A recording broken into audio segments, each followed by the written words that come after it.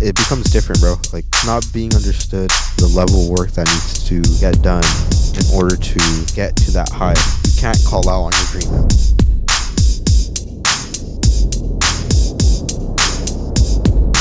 I don't want to change the world. I know I can't, but I know I can create the world I want to live.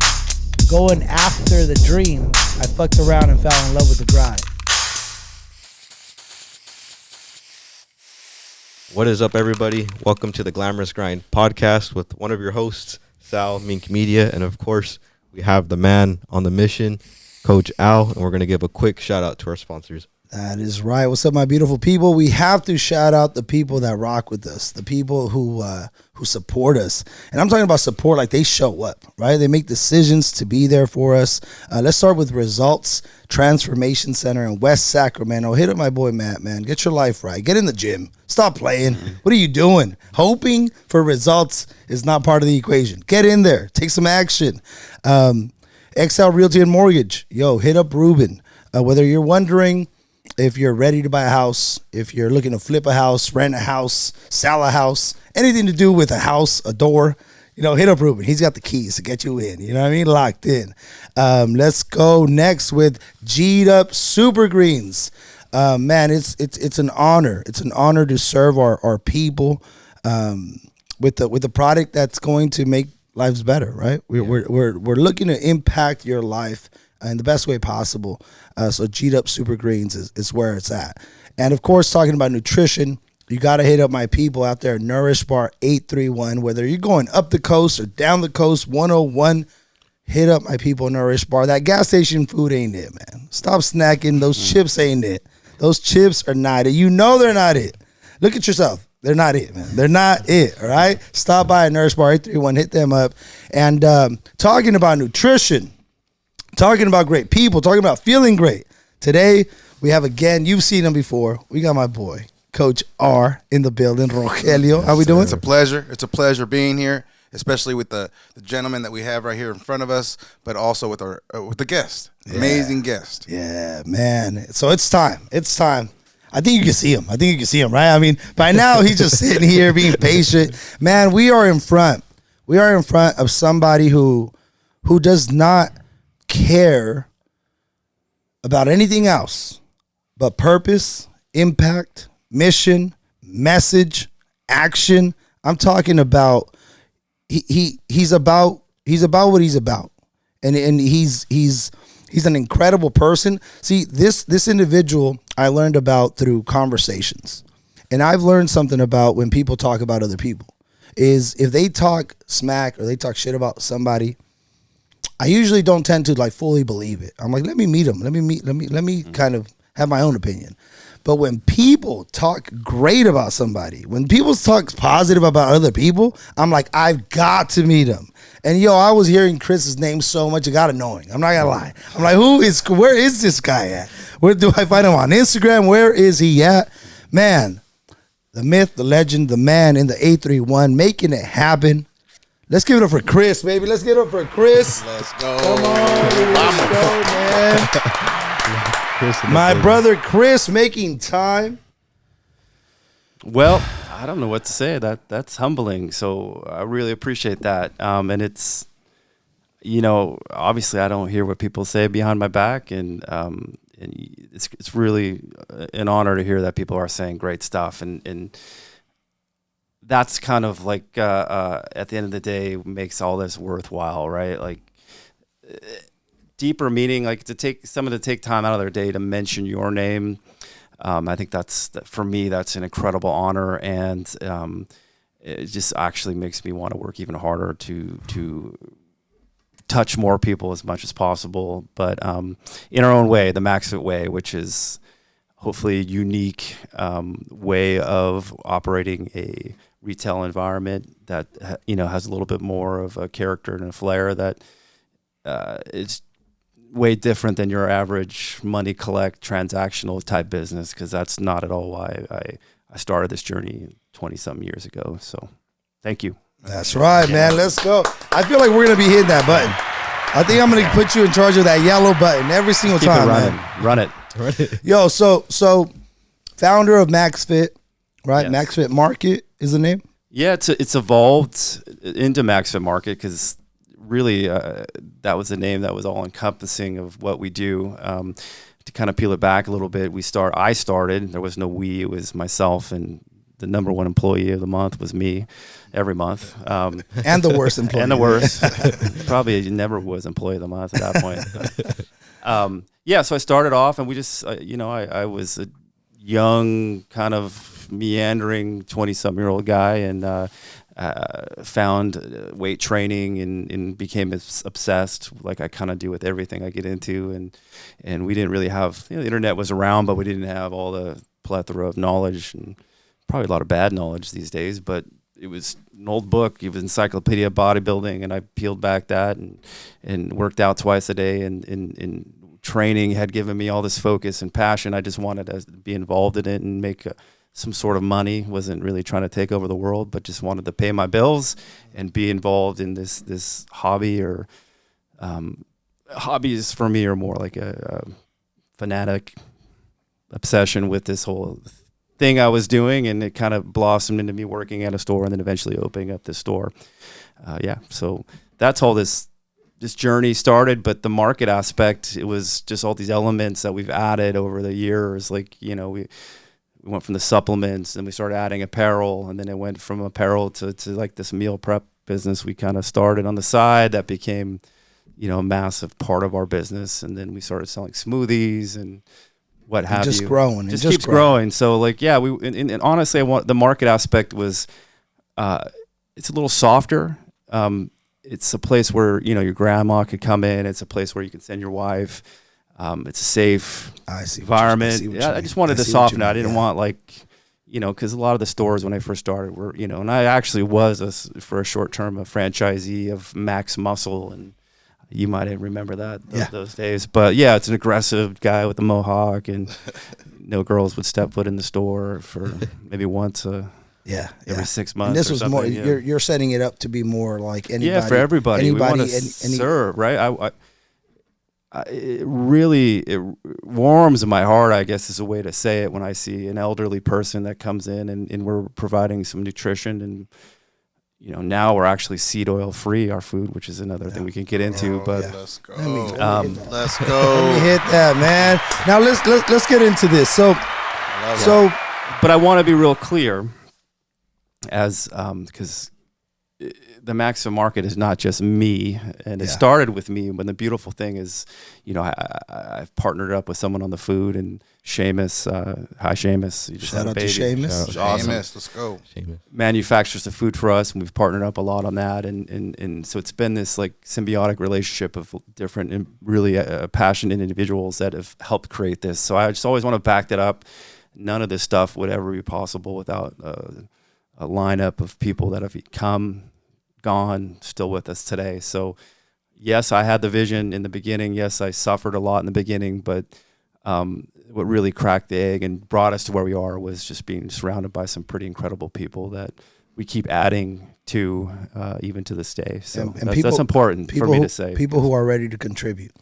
Yeah, and in a lot of like I could say currently, I don't know, I've been blessed. God's blessed me with a lot of new like individuals that are really passionate about just quality, quality and focused on all the aspects of the business. And that's a result of me kind of reassessing my life over the last 6 months. I turned 50 years old in June, and I wanted to spend the next 10 years really doing this the right way, and evolving to what this can be and should have been like the whole time. But it's a process of growing and learning over the last 20 years that brought us here. But kind of committed myself, and that energy has like the laws of attraction have brought me some pretty awesome people. So we're in a really good position.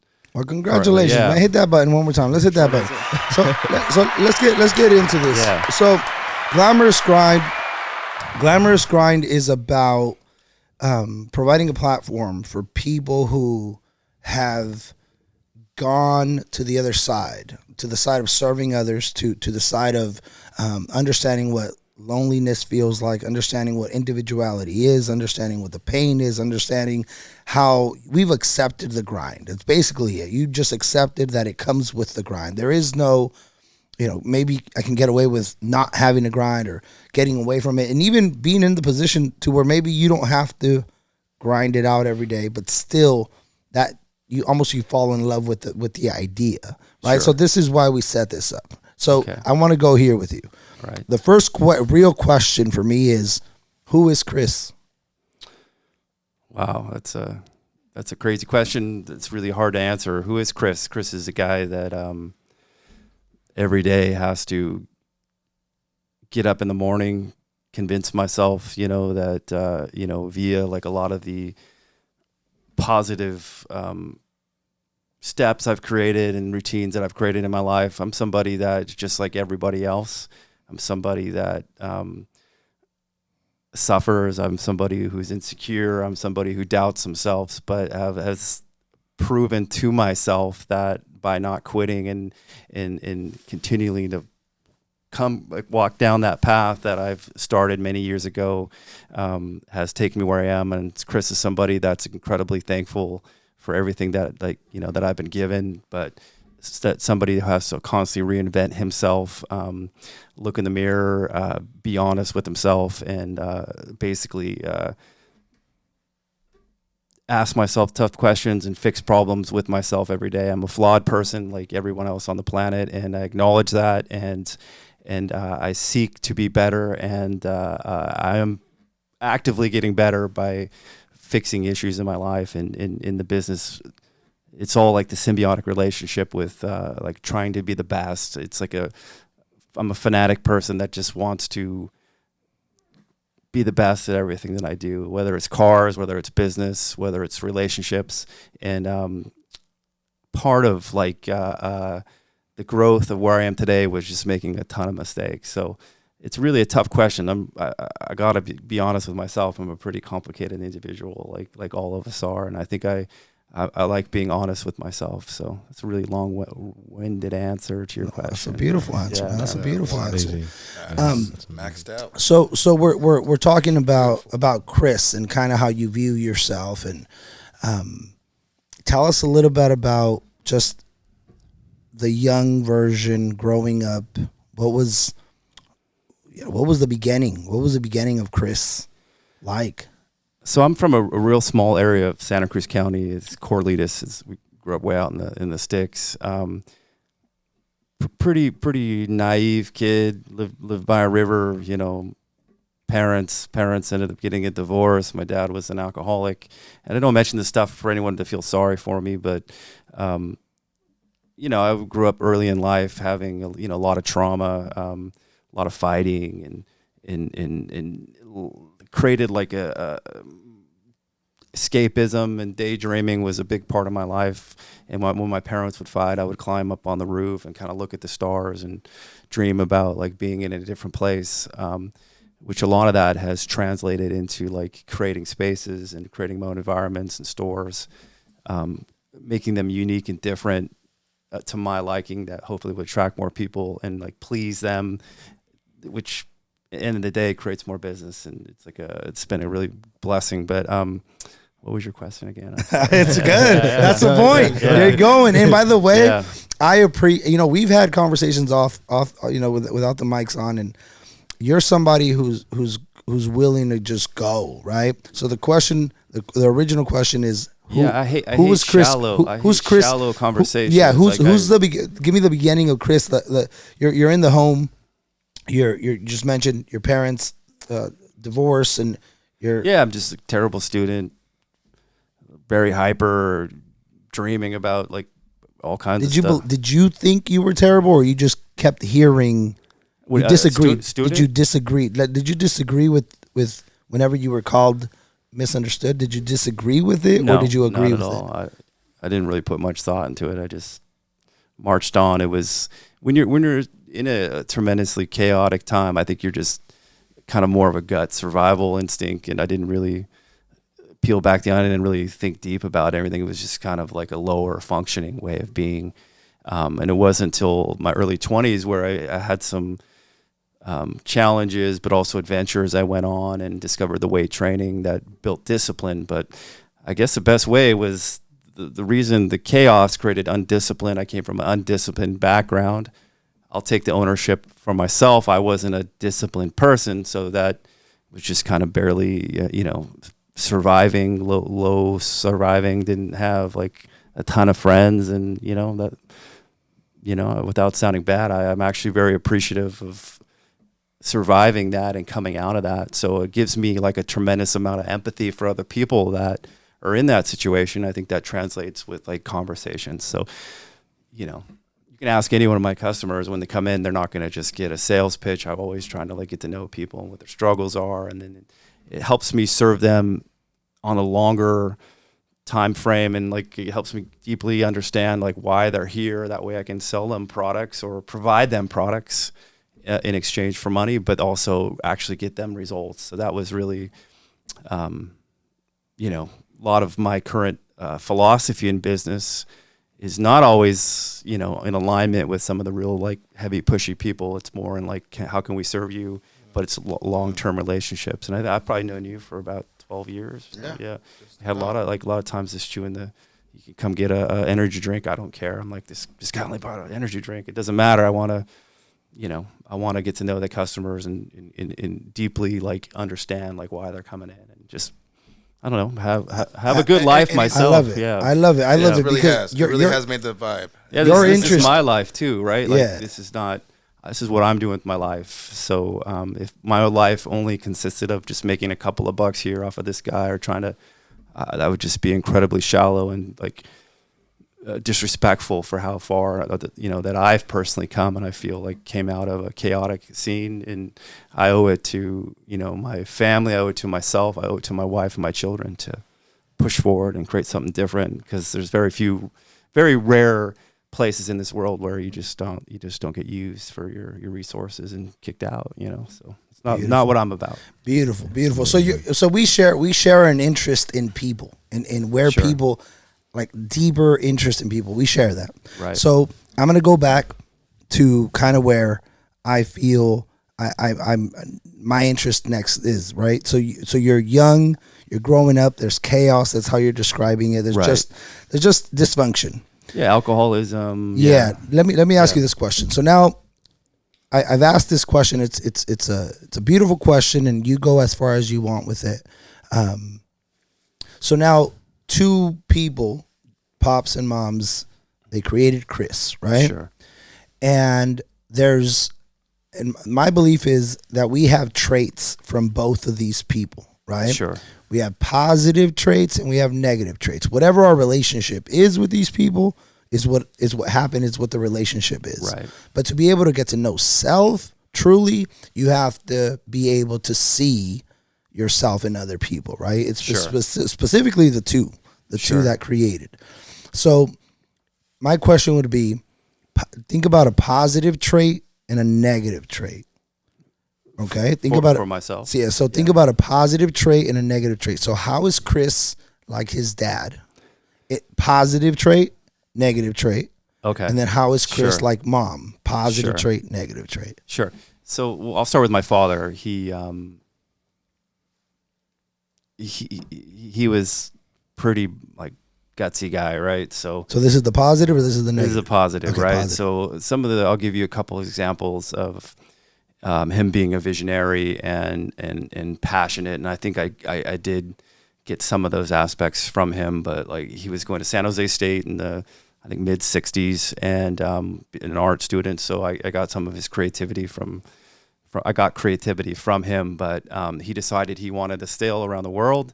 So he was married. My mother and him had just gotten married, newlyweds. They lived in an apartment, so he got some plans for a 35-foot trimaran, and proceeded to build a trimaran in his backyard, make the boat seaworthy in Alvisa, which is Bay Area, and then was sailing around the bay. So somebody that I guess chose a path that was like the not your standard path, and you know, had a crazier, we call him big hairy audacious dream that he wanted to chase and follow. The negative side, he did have like kind of a depressing personality, and I do recognize in myself, like, can feel depressed a lot of my time, and I think two of those go hand in hand, right? Like the depression, if you live your life correctly and you suffer from that, actually all of this comes from depression. Like, I'll wake up feeling depressed. I have all these blessings of like being able to come and like work on my lounge, or create a project, or fix something at the store, or develop a new sales campaign or some social media campaigns, and that immediately pulls me out. So yeah, there's your positive, like the big crazy dreamer that actually makes that crazy dream happen, and then also like the depressing aspect for my father. My mother, she's a little feisty, you know, very feisty actually. Like, she was a real estate agent, a top performing real estate agent in Santa Cruz, and I saw her like, you know, going after the deal, and, you know, wanted to be a millionaire, but she didn't really take any grift from anybody, you know, and I've used a lot of that in my own way, by like negotiating and like not letting people push me around. And the negative aspect from her, I think, is, you know, probably a little bit the same. I think if you're honest, most people deal with the like elements of depression, you know, and that's when I come on, like, you know, like I said, I like real conversations. And then if I go on a podcast, I'm not, you want to call it vulnerable or not, I think it's for somebody, if they look up to you and then they realize that, hey, this guy actually deals with some of the same crap that I deal with, I think it's a gift that I can pass on to somebody else by not being egoic and letting go of like portraying myself as this perfect human being that has all my ducks in a row, because that's simply not the truth. I'm just somebody that, you know, has stuck with stuff, and by the grace of God has been given gifts, and I chose to use those gifts every day until they became like the backbone of my existence. You know what I'm saying? So there you go. Beautiful, and man. she's a talker too, so she's the Irish one. So I And could that talk, too. I could talk to somebody. I could talk somebody's ear off. So I think you know, being able to talk and communicate and tell a story was something that I got from her. My dad was more kind of like the silent type, suffering in silence. So it's this crazy hodgepodge, you know, that we all get from our parents. And they created you. Yeah, and then so the beautiful thing is like the awareness of that. I don't have to, you know, I can fix them, I guess, because, you know, my dad passed away, kind of killed himself with alcohol, and I don't, you know, we never had a deep relationship, so I can fix that and have a deep relationship with my own children. What's that name, by the way? What was that? Jim. Jim. Okay. Jim. Yeah. Yep.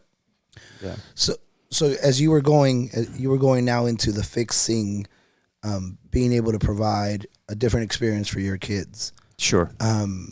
You know, there's a saying, you know, that, you know, tough men create easy times, easy times Weak men, create. yeah. Yeah. We're in the weak men stage right now. I think we're past that. We fell off. Where are you? Men. Where are you with how you grew up, with how now you are raising, you know, your kids? What are you seeing? How are you? Do you get a different level of awareness? Where are you at with that? Yeah, I don't. So my childhood was just, you're on your own, you know, and you had to figure everything out, and there was really no coddling at all. You fell out of a tree, like nobody cared. And I married a nice Italian lady, you know. Nice. But you know, you'll be at the ER if you get a splinter in your finger, you know. But I'm kidding.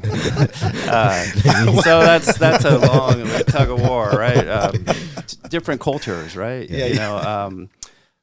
But I think it's, again, like, I don't know if I mentioned this, laws of attraction. So like, I feel like my whole life there's been somebody taking care of me, and like when the right time came, I was given gifts by God, and my wife was one of those gifts, a tremendous gift, and she was the exact opposite, you know, a little bit like a more warm-blooded person, like, I love you, and there's a lot more of that in our household than there was in my household. I don't think my mother occasionally, my father never.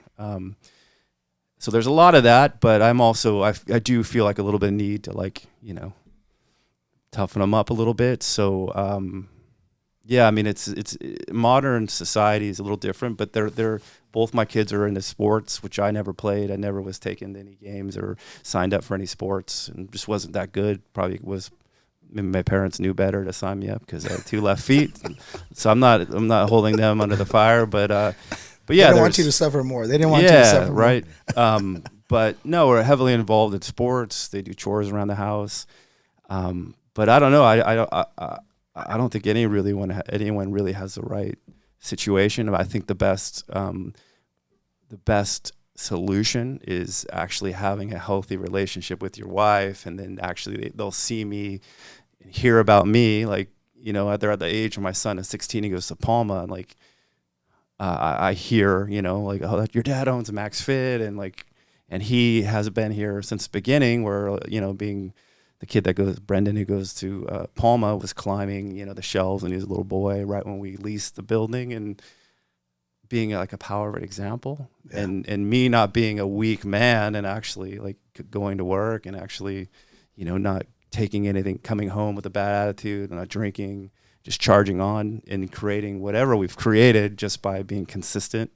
And I think that's honestly the best way. So there's really a weak male at home creates screwed up kids. And, you know, my dad's gone. I never want to disrespect somebody's past, especially my parent, but like being a drunk is, I know there's a lot of debate, it's disease or not, and I don't really want to disrespect anyone, but you know, we all make choices, right? And I think that it's a little weak. You have mouths looking at you, have young people looking at, you know, little babies that you created with the, you know, your wife, and I couldn't imagine anything in my soul but trying to like be the best example, and like having them be proud of me and respect me, and their name whispered around town, elevating them is really important to me. So I don't know.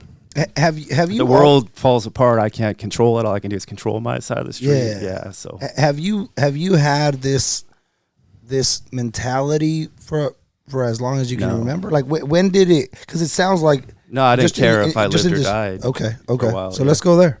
Yeah, I just didn't care if I lived or died. I was. What switched? Well, what switched, started going to church a little bit. There was, I was from Santa Cruz, and we were right after high school. We were drinking like 40s every night, and, you know, just being idiots, and beach parties and like raves, and just didn't even care about anything. Didn't see any sort of future, didn't have any desire for a future, just living for the moment, really trying to like squash the pain, and, you know, probably, you know, liquid courage, or getting rid of anxiety, or low self-esteem. And then what switched was a couple of my buddies were doing drugs, and one of them lost his mind and took some acid or something, and it kind of scared me. And then right at that point, another example of like God taking care of me. This guy like was a bagger or something at Safeway. He would like live next door to the apartment. I was renting a room with these party friends, and he started inviting us to church, and then like started going to church and cleaned up. And like I never did any drugs, but I was drinking enough cheap booze, malt liquor to sink a sailor or kill a sailor at that point. And that goodness, getting that little taste of goodness,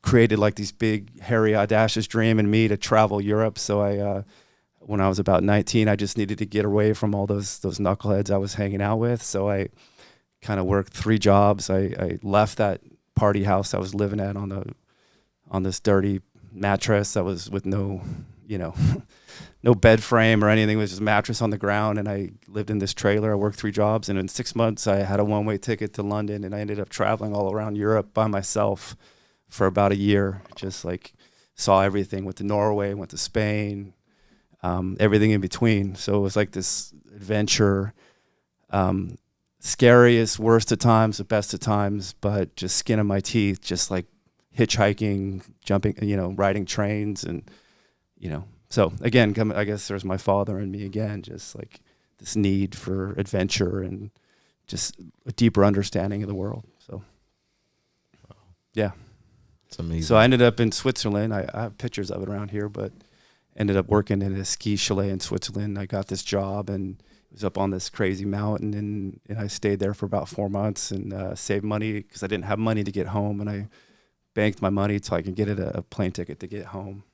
And at that point, I was like, yeah, you know, I'm all this way. Why go home? Let's go to New York. And Why go back? Why go back? Let's make a little detour, you know. So I went to, like, you know, at this point, I'm just a dumb kid. So I ended up in Philadelphia, and went on like the Freedom Trail and Ben Franklin's house, and you know, just whatever I could get into, and it created. We were talking earlier, it just created this deep desire to understand history, but like real history and like the suffering and the challenges that people went through. So,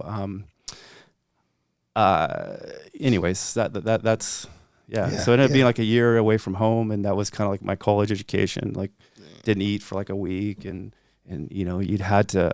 At that point, I was a little shy, but you become a real good salesman when you haven't eaten. You know, create relationships and creating, like, it's the best thing. You pull into a town, you're in Germany, and there's a youth hostel, and you rent a bunk bed and $20 a night or $15, and there you look over and there's another traveler, and you're like, hey, what are you guys doing tonight? Let's go. So really kind of was, because we were talking about like building communication and building friendship. I wasn't born with that. I actually suffered. Wasn't very good at like building real relationships unless it was alcohol or fake or, you know, liquid relationships, if that even makes any sense. But yeah, really connecting with people and, like, you know, meeting people and traveling with them for a couple of weeks. You know, where are you going? I'm going to Prague. Okay, let me go with you. And then all of a sudden we're in Prague with some people. And, you know, still talk to some of these people today. So wow. Yeah. Wow. So I mean, that's amazing. So now you mentioned going to church in this space where you didn't care if you lived or died. Right. Were you that silent sufferer, or were you expressive about it? Like, just like into motorcycles, just riding 100 miles an hour to San Francisco, just in the middle of like 4 a.m. or something. Like, so I guess that's silent. Just like, you know, climbing up the 10-story building on the fire escape, just stupid stuff. But yeah, just no fear, you know, like, but didn't care, like maybe hoping to die or something, just suffering, you know. So was that a buildup? Do you think that was a buildup of getting to that space and you just weren't dying? Like you no, I mean, I didn't want to die. I just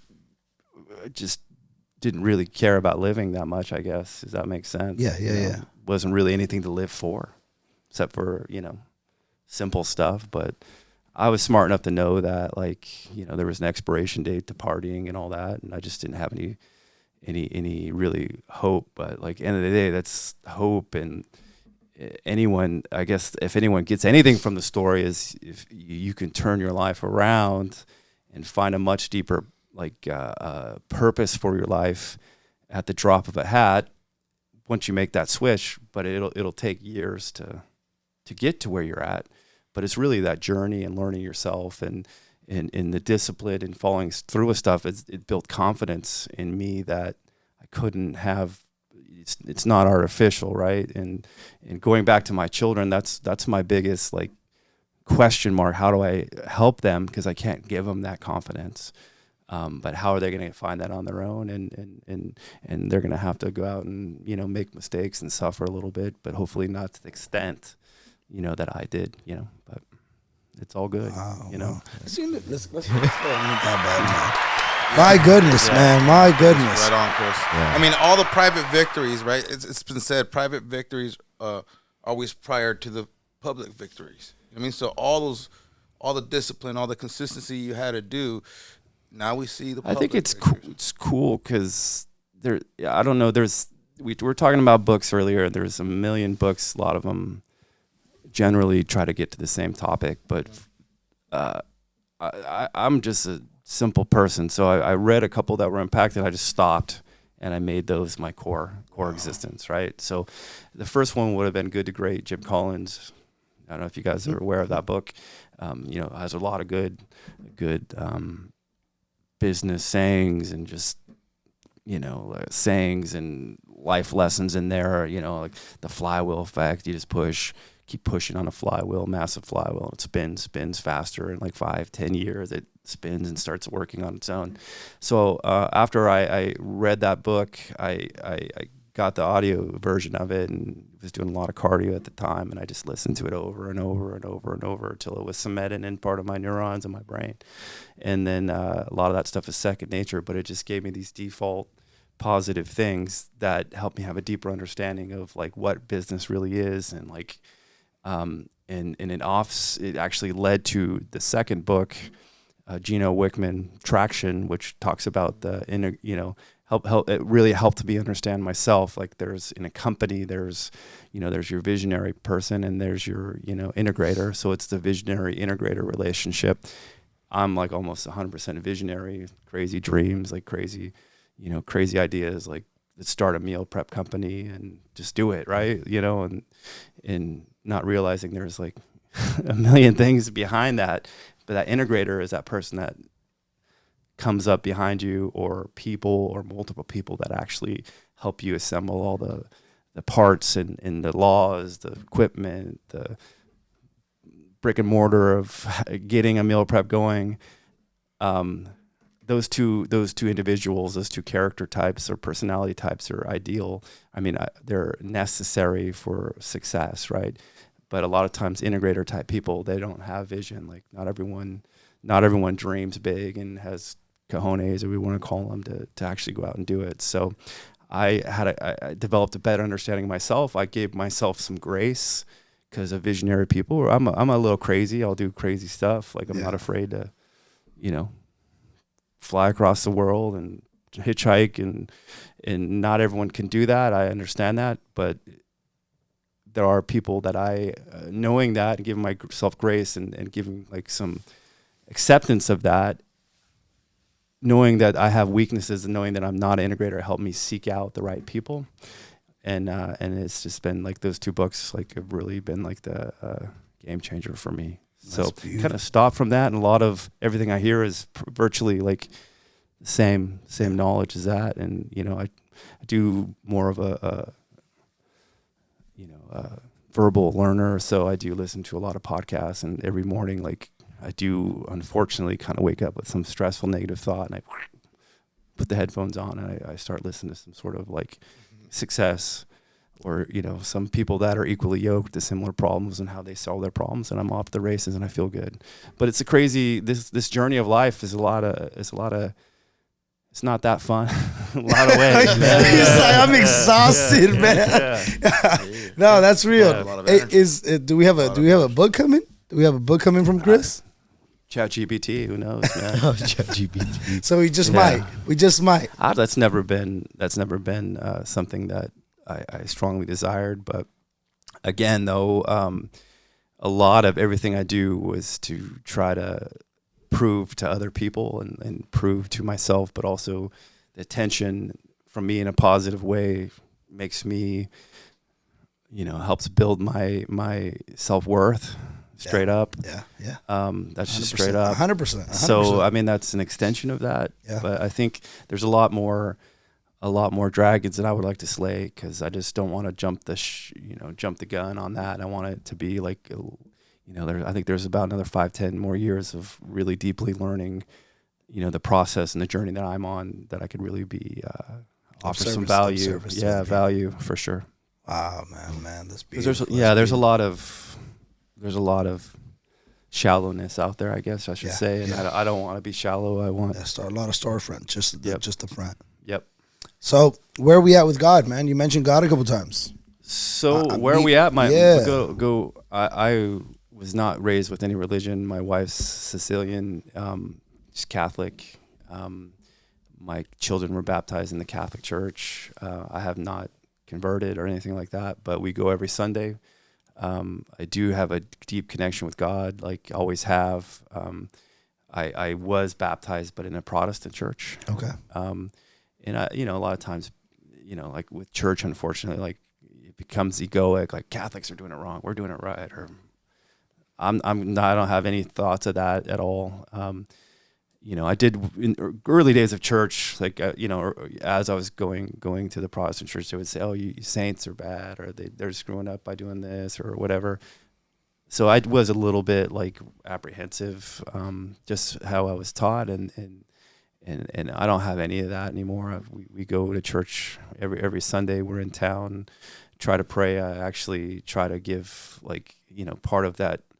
I turned 50, and part of my journey was to, I think, try to get more real and recenter myself. So there was a commitment I made to myself to kind of like get back to the brass tacks, because all this craziness, and I don't know if it's hard.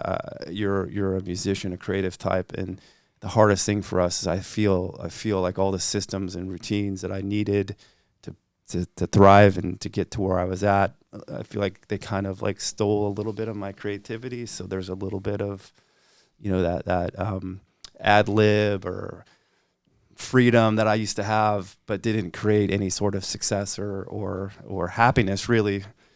So I kind of went overboard on the systems and routines. So now I'm trying to find a little bit of creativity, a little bit of balance, right? Like a little bit of Zen. And part of that is going back to like the stores, redoing the stores, redoing them, like redesign, up doing, back to making labels, back to maybe getting back into producing some of our own supplements, because I do own a couple of supplement companies that I kind of let marinate a little while during COVID, as we got kind of over consumed with the meal prep business that we're in. But God is definitely a lot more front and center, and more just like grateful. That's where I'm at. I'm just a lot more grateful. I don't want anything. I just want actually to just be a more have a lot more empathy, like, for people, and just connect with people, and like not be so like machine.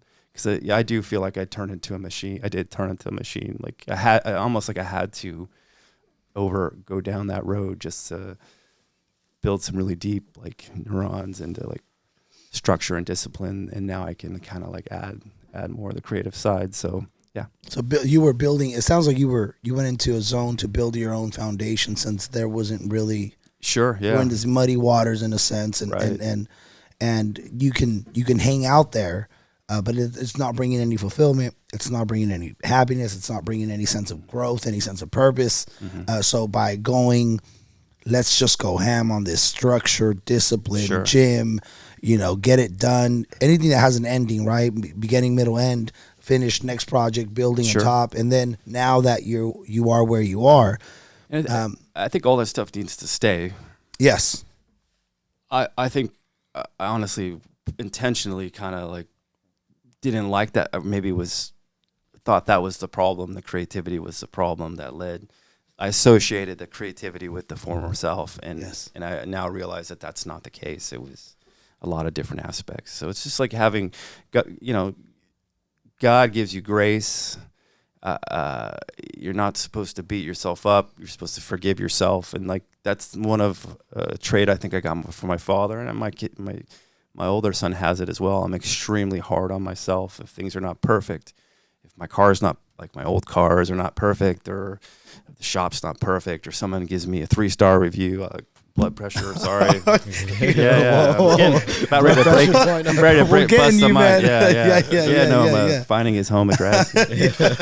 Ordering a drone, droning their house. Droning their house. Who the fuck is this right here, man? Yeah. But it's not a perfect world, but yeah, I don't know. It's all right. So you see that 3-star review. How does Kris get back to center? Just your process. Well, no, I need to find out everything about it, why we got it, what's the reason. I think that makes us a good business, right? So if it's,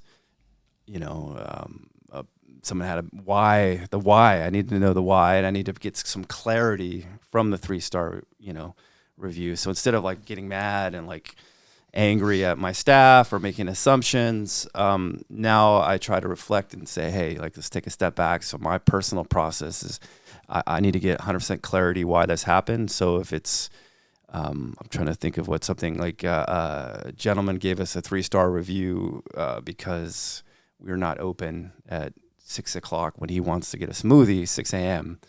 And, you know, so he said, it's a wonderful store. I go there all the time. Hopefully it wasn't you that left the review. Or Anybody watching, man? Hey.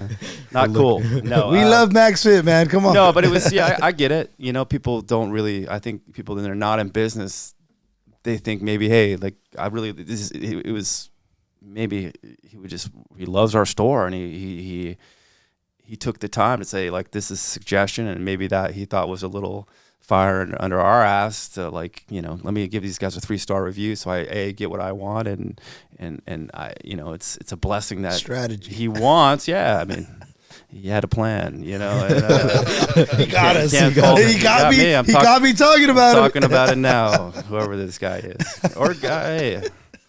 So, but in all honesty, like, you know, before I'd be a lot more, you know, mad, you know, and like, why the heck people don't realize how hard it is? Like, no, hey, let me write this really, like, try to as eloquent as possible and let them know, hey, you know, dear customer, like, we've actually tried that, you know, the amount of traffic was unsustainable and this and that, and you know, we definitely appreciate your feedback, and anything we could do, you know, to grow is certainly welcome and appreciated, and take it as a learning experience. And, like, there's times like that. I know out of past experience, there's nothing I could do. We've done that. We've tried it before. It's just not financially feasible to have 1 or 2 people and have the staff there at, you know, 6 a.m. So I'll close that chapter and move on and not stress about it anymore. But if there's clarity and there's something that's wrong, I'll take ownership for it and immediately go into fix mode. And it's I was listening to a podcast today, like this friend of mine, a younger guy, Tacos by Jerry in Watsonville. We talk all the time. He's a really young entrepreneur doing real big things. I don't know if you guys know him, but a couple of taco trucks, but they're really, really good food, and he's really passionate. I think he's like 23, and so he's always been respectful and asked, you know, gone back and forth with, like, advice and stuff like that. He sent me a podcast about a business leader that you know, the reason, like, they got so successful is because they get in the business, they learn every aspect of the business, and they fix the problems every day, and they go to work like, what do I need to fix today? And they, you know, it might sound negative way of approaching the world, but I can honestly say, you know, I felt a lot of alignment with that, because I tell my manager, if I don't hear, like, there's something going wrong, you're not doing your job, right? Like, there's an issue. There's not a day in my life where, if I'm here running these stores, that something doesn't go wrong. So please, we don't want to ever hide that from me. I want to know, you know, the issues, the broken stuff, the bad complaints, the bad staff member, the bad customer, or the broken machine. If I don't hear about that stuff, you're covering up, you're hiding, and you're just not doing your job. So it sounds like a negative approach, but it's actually taking, you know, the bull by the horns head first, fixing everything, having a deep understanding of your business. And that's how it translates into a better customer experience. And nobody's ever perfect in business, but I think that's another commitment I've made, to really get back into, like, the businesses and understanding the needs of the customers. And because, like, supplements are always evolving, products are always evolving, customers' tastes are always evolving.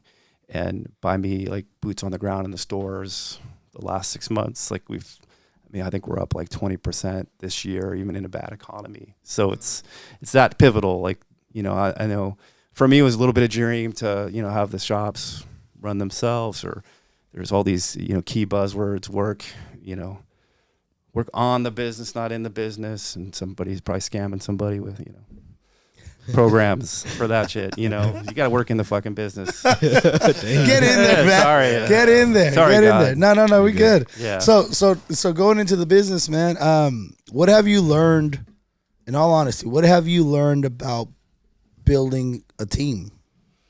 So you have staff, you have people with you have people around you. Like, has it been, that's a weakness of mine. Okay, talk to me. So kudos to you when you guys came to do your demo for your awesome product, which I actually take. I noticed less bloating and processing my food better. So that's a no BS. What would you call it? personal experience that you know. Wow. But anyways, you guys went and you did your powwow, whatever you call it. I was like, wow, these guys are different, right? And I told my manager, you know, we need to incorporate a lot more team building, and that is, I think that I acknowledge that that's something that I've been working on. It's something that I need to work on. I need to continue to work on. It's not something that comes natural for me. I'm a loner. I'm a dreamer, a loner, and my personality type doesn't really translate well, or it's not the first thing on my mind. The first thing on my mind is like, what am I going to do?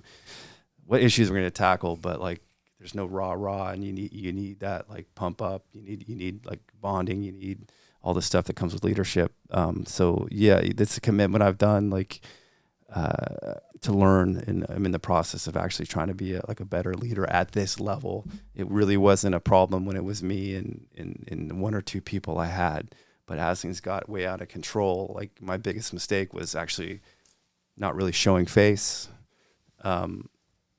Not really communicating. It was like this guy's character that would come in here and there, only when there's a problem, only when there's an issue, and there was no bonding, and you know, that created a little bit of hiccups, and that was actually recently something by weakness of me acknowledging, and I'm actively trying to be a better leader of a bigger team. So like meetings and traction meetings have been Traction is part of the second book. It's you know about this stuff. It's a traction. It's like your operating system. So taking a little back step, there's Good to Great, and Gino Wickman wrote the book Traction, was kind of like a play or continuation of Good to Great, and it's basically an operating system for your business.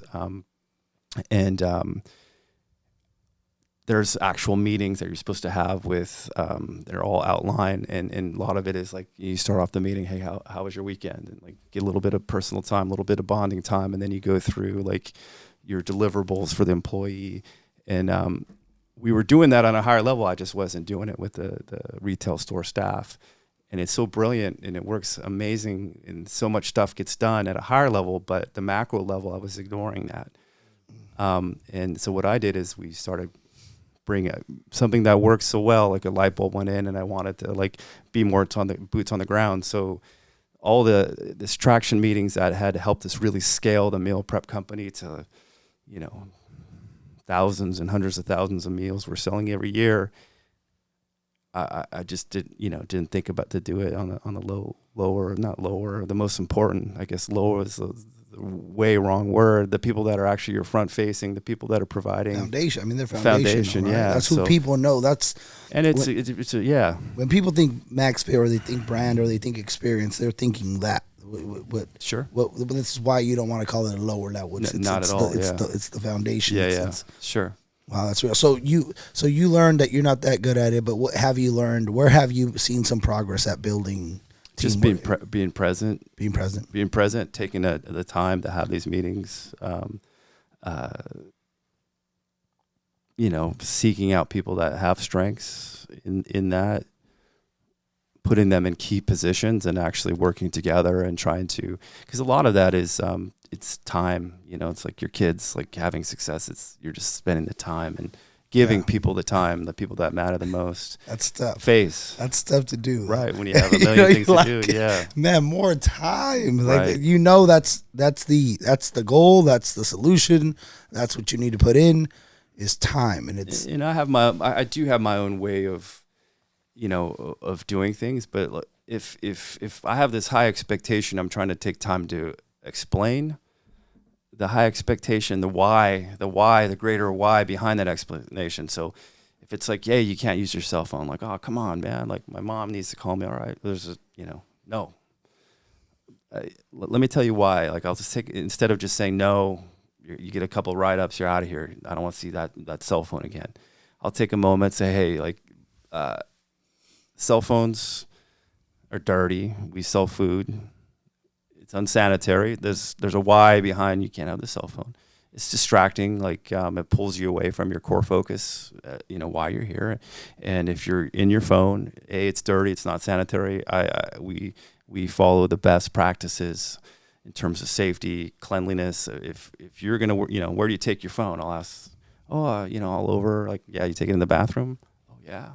So like, why would you want to have a smoothie from somebody that was, oh yeah, I didn't think about that way. So that never happens, but like that's something. You have to explain something. So being present, taking the time, and then usually it's never a problem again. So instead of just running a hard line, the hard line is always there. My customers come first, the safety, the cleanliness, all that stuff's first. But if you take a little bit of time to explain why we do things the way we do, I think people, it creates a little bit less, animosity towards us as leaders and a little bit more buy-in, hopefully. But yeah. Well, I know. I mean, I do know that you're a great influence, and I've been blessed enough to be surrounded around some incredible individuals who just bring themselves to the work, right? They bring themselves, their genuine, authentic selves to the grind. So I wanted to see if as young people that are in your journey, if you maybe had a question that you wanted to specifically ask to Kris.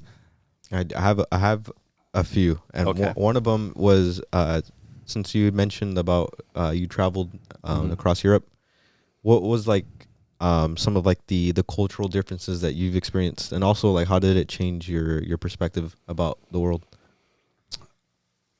Well, I learned that America is not the center of the world. There is many different cultures out there.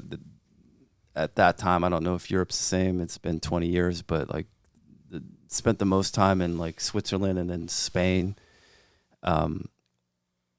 Being like, it was a lot more present, less materialistic, a lot more present. People appreciated like enjoying a good meal, sitting down, and the meals in Spain and Switzerland, most European countries back then would take like an hour, even if it was, say, MaxFit. Unfortunately, we can't incorporate that, but like I did end up getting a job at a restaurant, like a hotel, and all the staff would sit for an hour and like really developing like bonds with each other and just taking time to relax. And so I did learn that, enjoying life. I think America is great in a lot of ways, but there's this hustle culture that I think you can have both. People did hustle over there. There was Switzerland. I learned like, when I first got there, I was chewing some gum, and this lady came up to me and like was kind of talking really aggressive towards me, and then like I was kind of put back, and a guy came up to me and said, "Hey, don't worry." She's saying, "Hey, better not throw that gum on our streets. We keep our streets clean here. We don't want gum all over the place." And it was pretty extreme, but the Swiss are fanatics when it comes to cleanliness and orderliness and like everything, all the, the T's crossed, I's dotted. And living in Switzerland, really, I was able to learn a much higher standard that's translated into like my life. They're definitely a mechanical type people, though, so they could probably loosen up a little bit, but they are who they are, right? Yeah. I just learned that this is not everything. This is a great country, but there's a lot to learn out there, and I've tried to come back and incorporate what I learned in my own life and pass some of that off to my employees. But there was pretty disciplined countries over there, and deeper cultures than we have here, and a lot of pride in who they were. I think the new love for like my family name and trying to really add to my family name, and that was kind of, I was learned over there. I think America lost its way, and we're TV media driven country, and I kind of got disgusted with it all. So I came back here with like kill your television mentality, and that's what Yep, 100%. Yeah, Back to the roots. They're probably all screwed up over there. We spread our cancer everywhere, Yeah. I call them the one-eyed monsters, man. They're in every house, man. We gotta crash them. That's something I don't do. I mean, I am a YouTube podcast addict, but yeah, They call it micro learning now. micro learning. I like that. That's what we do. I like that. Yeah. Yeah. So no, that was it's. I think I recommend anybody, but for me, there were a lot more European people at that particular time. Were a lot more friendly. I would meet somebody, traveling, and hey, we're having a barbecue, and just a lot more open and inviting you to meet their friends and including, and just stuff like that just doesn't happen here. It was more connected. Yeah, I think Mexican people are kind of like that though. Like that's probably the closest thing. Yeah. The culture. Yeah. I mean, More culture than commercial. I think so. Yeah, they're like friends, or and that's why Salinas is my number one store. Like, you treat somebody good, and they'll tell their family members, their friends. They'll go to bat for you. It's a cool culture, man. I dig it, dude. It's You treat somebody good, you end up on their podcast. right. It's like, Right. that's Salinas. Yeah, right. Yeah, man. That's It's beautiful. an honor to be here. To be honest with you, yeah. So, any other questions? Okay, so the time that we did the pop-up, the G-Up pop-up, Yeah, what really has amazed me was there was a couple that came in, sure. and I believe one of them just recently got into a stroke or some sort of Wow, medical okay. issue, Okay.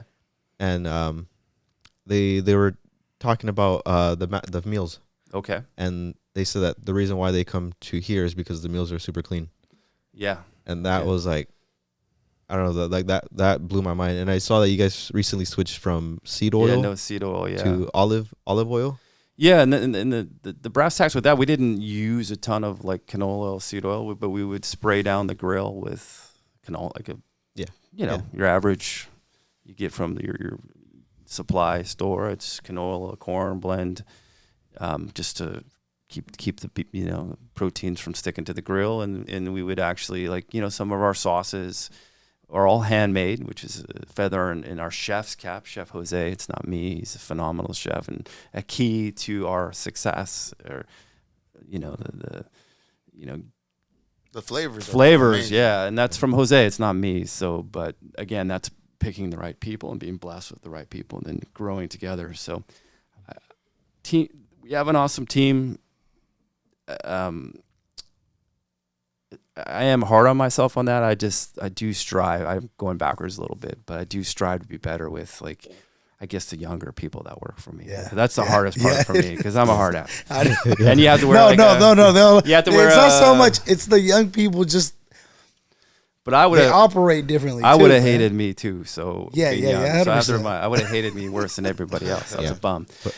But the seed oil, I started I have always, trying to always. We're dying, right? Like, our bodies are breaking down, and our guts are under attack from, it's when I lived in Europe, my weight dropped. My food was cleaner over yeah. there. No, Yeah. I felt healthier. I dropped weight from eating richer foods. So we're definitely have problems here. So it's been out there. I just started hearing about it, reading it. I started incorporating it. My partner, kudos to Seamus, him and I, we were kind of like, if any new knowledge or any new information we learn, we share it with each other. We started, I think he definitely spearheaded the seed oil, and at least personally told me about it, and we started deleting it from our own diets. And then how can I morally delete seed oils from my own diet and feel really convicted to do so, and actually start feeling better from the lack of seed oils. And you'll notice when you get older, you suffer from more inflammation and gut health. Yep. And it did alleviate some of that. I'm still old, and there's going to be there regardless, but I just definitely felt less inflamed. And it was just a no-brainer. So for us, clean, obsession with quality, being a freak when it comes to processes, and 5-6 years of just backroom meetings, and with the chef, with Seamus, with other team members we've had, has created that food. So I appreciate the fact that people look at us that way, as clean, because that was our intent, was to not get rich quick, to put out a phenomenal product and get it out there and not compromise on that. So over time, success has come to a certain degree, but I can tell you right now, I've seen the ruin of many companies when they start getting success. The profit margin is something they're always trying to squeak out a little bit more. Seed oils closed that profit margin a little bit, but for us was the right thing to do. It's with our core values, and I think once people realize we're ahead of the curve and we actually give a damn about our customers and our own health, but also our customers' health, that creates loyalty and it creates a long game of winning. I can't tell you how many people I've seen, like so many people crash and burn with the short game. The short game is something you never want to do in your life. It'll fucking destroy your business. It'll destroy you. The long game, even if you have to like take a little bit of an L to get the the big picture, get all the customers down the road. So yeah, that's beautiful. I will say I do appreciate the cleanliness and like the clean food. When I first stepped in, everything just felt quality. Yeah, when I first walked into the store. Yeah, and then you mean cleanness? The store was clean. The store was clean, and the food. The food. Yeah.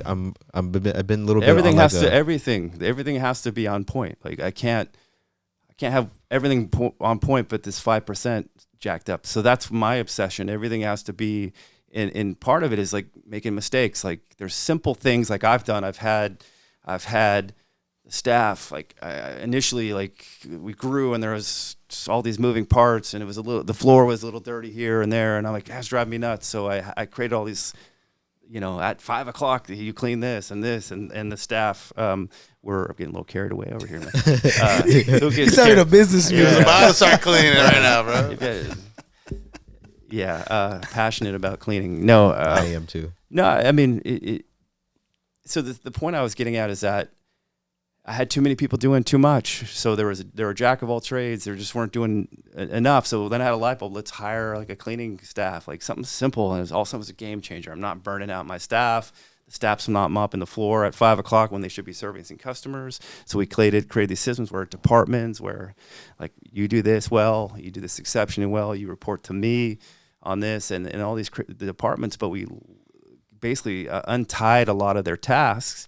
Got the right people that specialize in cleaning. So now like everything's up to my standard. The staff's less burnout. But it took me 16 years to figure that out, right? Like why didn't that light bulb, but that's the thing. You just keep showing up and then the process, the right things kind of happen. And then, like I can be honest with you, like I would never want to buy a meal from a sticky floor. So I could have the best product. I could obsess for 6 months, and we could invest $500,000 in the food, the labels, the machine that shrink wraps the food. But you come in and there's a sticky floor, like in your subconscious, like this meal's dirty. Something's wrong about this place. Yeah. So, but the details matter. Yep. You want to win a car show?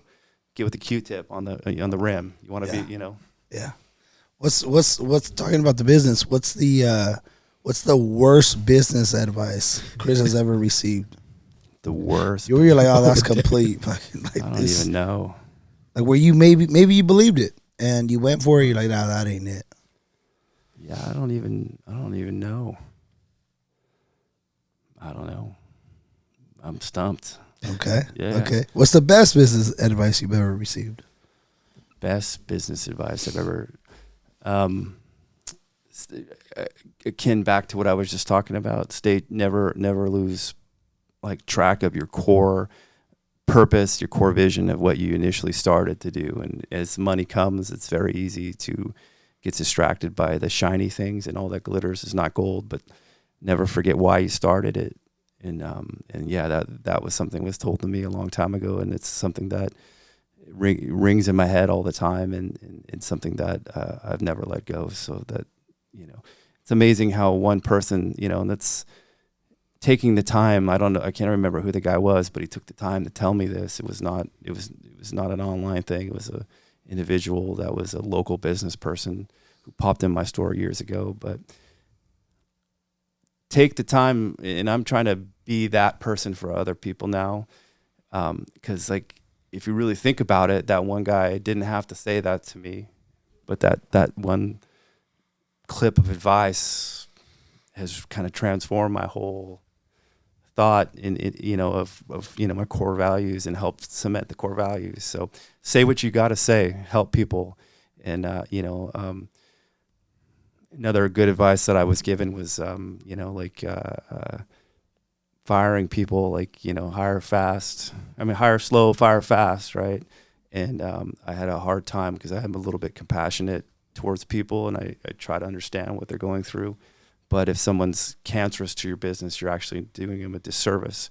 And that was a game changer for me as well, like letting people go. If they're unhappy, they're cancerous, they're showing up to work and being toxic, cutting them loose is actually helpful to them. And that advice was very powerful to me because I kept cancerous people around a long time because just probably chicken, to have that tough conversation and not be afraid to have those tough conversations with people. And I've had many people, once I started incorporating that, it sounds a little bit aggressive. It's not.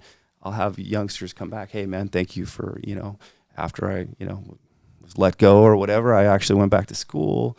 I kind of realized I was just spinning my wheels. I took my life more seriously, and thank you for helping, pushing me out of the nest, I guess, because we're not parents, but sometimes people do get comfortable. So yeah, now I think about it, I got a lot of good advice. Yeah, Worst you do, advice. man, you do. Worst advice I got was open a shop, I guess. Not going to work for the post office. So you have many champions and many athletes that go to your store. Many do, champions. yeah. You have pictures of them. So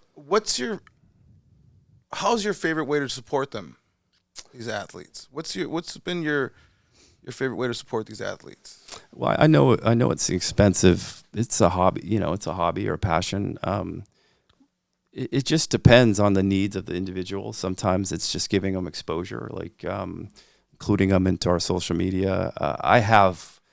All of our stores have like a little wall of fame, and that's like an acknowledgement of all the discipline and kind of trying to lift them up and have a place for them to show their acknowledgments other than, because a lot of them, it's, they're not on the Olympia stage but they're nonetheless putting a tremendous amount of effort into competing in a local show. And so we'll definitely try to acknowledge a show they did on our social media. If they're up for it, we put it up on our wall of fame in the stores, so the public that comes in can see it. And then I'll try to we have a program. We give them a nice discount on supplements so they can help alleviate some of that. But that's wonderful. yeah, no. That's So amazing. It's been different over the years. A lot of people are very, very loyal to us, like Vega. I don't know if you know Vega. Of course, that's the boy Vega. Yeah. Gentleman. No matter what, Vega's loyal. It's an attribute that I respect most in people. And businesses come. Your popularity as a business come and go, and you might be the hot business now and be kind of flat. There's some other shop in town, and that's actually happened before. And Vegas stays true. So. We have different relationships with different people, but I support as best as I can. So we don't have a lot of athletes, but a lot of people do choose to share our stories and post. And the very, very least I do is reshare and try to acknowledge that I'm grateful. And that's really on the low end, but yeah. That's awesome. Yeah, we did work That's with awesome. Union as well, Union guys. So I do know that us athletes do not make a ton of money. Bodybuilders, it's a very expensive sport. It's very time consuming. So if I can help in my own little way, especially the people that show a lot of support and loyalty to us. Yeah. So you said the Union FC, huh? We did work with them last year. Yeah. I heard their favorite shake was the Dark Flat Earth. Was that right? Yeah, Okay. that's what the manager said. That they No kidding. They Wow. came because it had a lot of calories with that granola in there. That was, There you go. And I ended up getting it. It was delicious. Nice. He's like, I got it. I got it. I get it. I get why they get this one.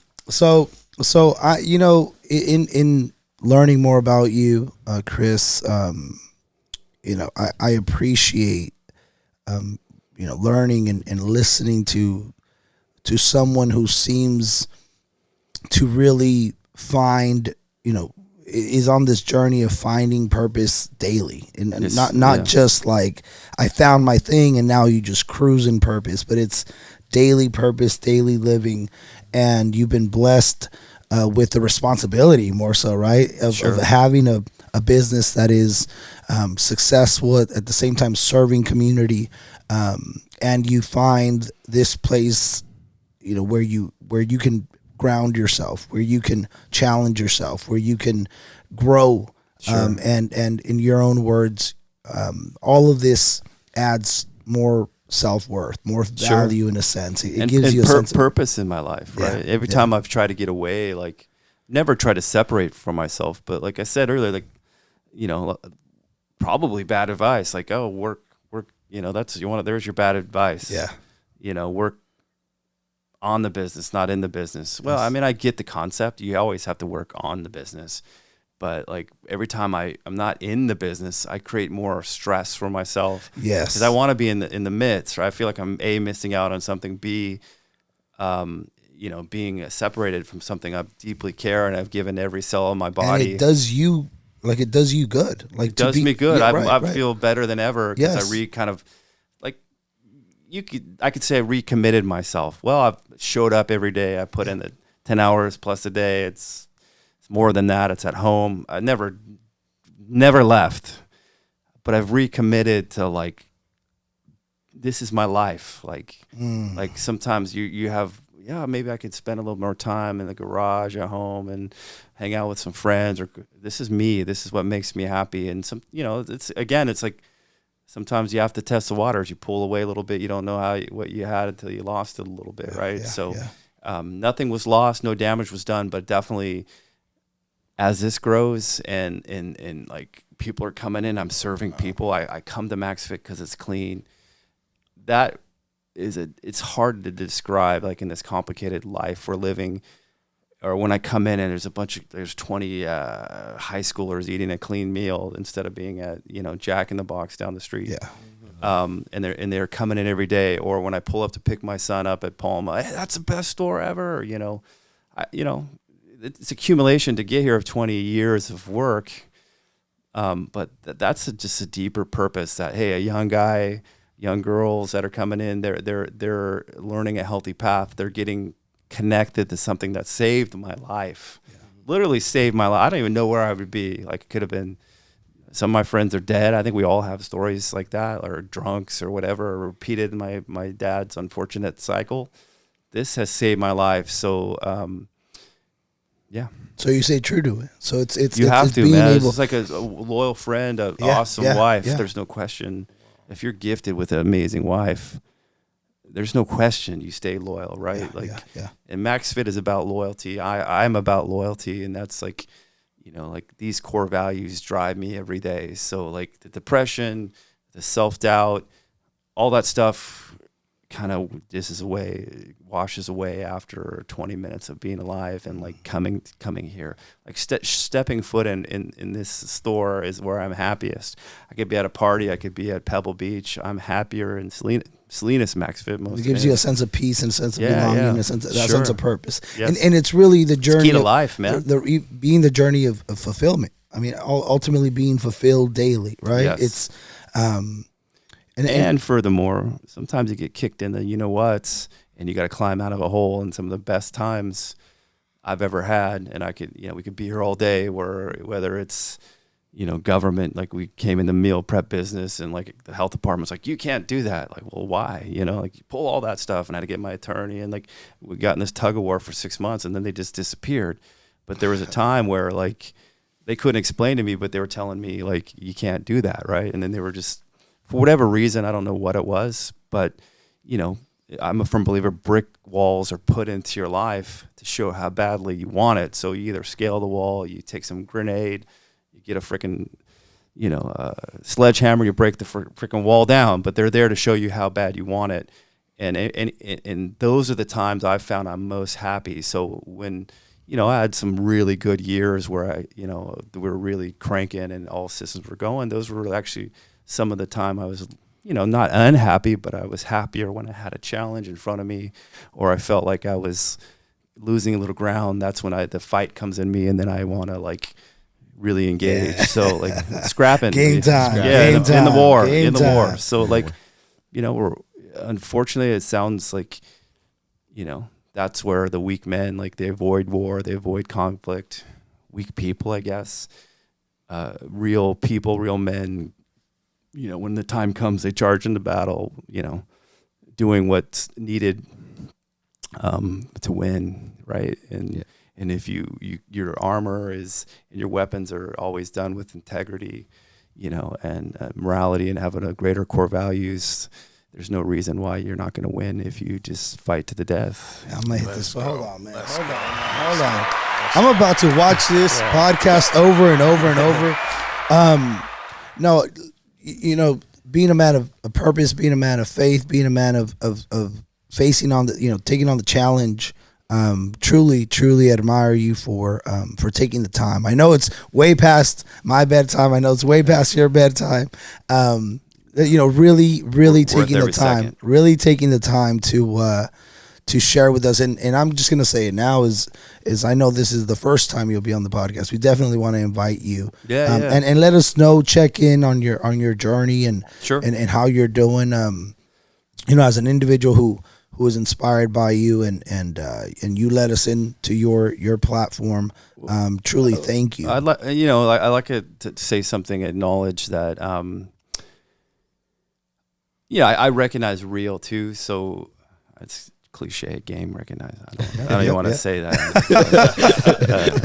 Embarrass myself or something. But when you guys, I could see genuinely that I was impressed. Like I don't get impressed. And especially, like if somebody has a Ferrari, and you're into Ferraris, like I want to learn more about team development on all levels, right? High, low, medium, everything in between. There really is no high, low. It's all very important. And none of your stuff was fabricated. That's what you did. And I was kind of like, you might not have noticed, but wow, I was really impressed by that. And, Elisa, our new general manager, I went like the next traction meeting, because we have a traction. I went with her, I went with the team. But the next one-on-one I had with her, traction meeting, I was like, let's be like these guys. So that's a feather in your cap. Wow. We need to incorporate more of that in our business. That was so, I appreciate you saying that you guys acknowledge or whatever you feel about us. I can see that there's some deeper stuff going on with you guys too. So I wanted to acknowledge that as well. Oh my God, I'm hitting that button for sure. Yeah. My goodness, that means a whole lot, man. Yeah. At the end of every conversation, we do a little reflection, a little takeaway. So we'll go ahead and start off with Sal, man. What's a little takeaway from this experience? The amount of you're just so well spoken. Like the words just come off cleanly. Someone like me, I say a lot of filler words, and confusion pauses. But with you, everything just flows. I'm an old guy though, so how old are you, Sal? I am 23. So there's almost 30 years of practice. Yeah, there was a time, Sal, that I couldn't even have a conversation with anybody. I was nervous and had PTSD from my childhood. Couldn't even talk. So don't ever sell yourself short. Everything I've learned is just choosing to want to be a better speaker and committing myself. So you could probably, when you're an old man like me, you could be probably 10 times better than me, brother. Thank you for that. Welcome, Thank you. Hit the button, man. Hit the button. We didn't hit it on purpose a lot of times, but that should have been hit. Off guard with that. Yeah, I just want to commend you, Kris. Truth. Want to commend you, man. You're a profound individual. I've considered myself a long life learner, and I really appreciate the way you've taken your brain and learned. I think that's what brought us here. We've always peeled back the onion. You've always shared stuff with me, and I don't know. I've always looked at you as an equal, as a friend, And likewise. So the feeling is mutual, and it's been mutual. Right. So I think that's what translated all this. So I appreciate you saying that, but I know I'm smart enough. I have enough emotional. I don't have a lot of IQ. I have more EQ, right? There you go. Anyways, I survived. I just started listening to that audiobook, man. I just told them about it. That's another rabbit hole. I don't know if everybody agrees with that. I do. I function off EQ. That's how I survived with emotional intelligence. And I mean, there's people that don't want to have conversations or just see the world how they see it. And there's people that want to have a deep understanding, and whether it's supplements, it's business, or quick conversations. But I've always had meaningful conversations, so the respect is mutual, or else I wouldn't take the time to do it. I appreciate that. And your time is just as valuable as mine. So Beautiful. Yeah. Hit that button. Hit that button again, man. Time is of the essence, All right, baby. Kris. What give us as being on the platform, man, here in this beautiful space. What's been a takeaway for you? What was the experience like? Well, I'm extremely grateful to verbalize some of the stuff that anytime I'm able to sit around like-minded individuals, equally yoked, in really you refine gold by putting heat under it. Thinking of the past, I tend to be the type of person that just charges forward and running, and sometimes you have to sit back and smell the roses, and this is an opportunity just to, again, discuss the past, the pain, the chaos, but also the salvation, the peace that I've been given every day that I never expected I've had, and opportunities like you guys provided for me to verbalize that, and hopefully somebody will hear that and realize they could be in this particular situation whatever situation they're in. That's what I'm grateful for, and you guys taking the time to drive down and say all these cool things and whatever. So yeah, Amazing. that wasn't too eloquent. Let's go. Oh man, well, we have a saying, we have a motto, in attempting to encourage people to take a leap of faith. So we usually go in order. It'll go Sal first, and it'll go Rogelio, and then you'll say it, and then I'll say it when we end, and we bless this beautiful podcast, this beautiful conversation. Damn. Let's go. All right. Be a savage and go after your wildest dreams. Be a savage and go after your wildest dreams. Be a savage and go after your wildest dreams. Be a savage and go after your wildest dreams. This has been the Glamorous Grind Podcast. All right. Let's go.